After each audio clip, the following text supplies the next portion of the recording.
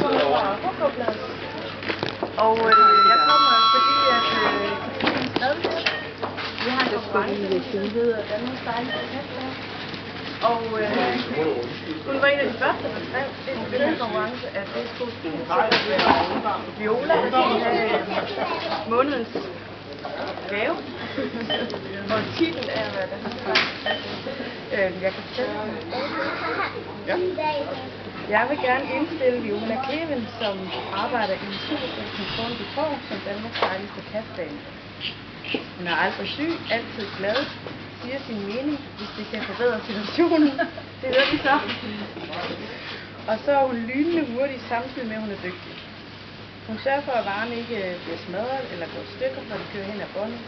Hun kan alle 90 numrene i hovedet, og prisen på alt frugt er godt. Hun er en dejlig, frisk og venlig dame, som altid giver alle et smil med på vejen. Hendes kolleger og kunder elsker hende, fordi hun er så fantastisk.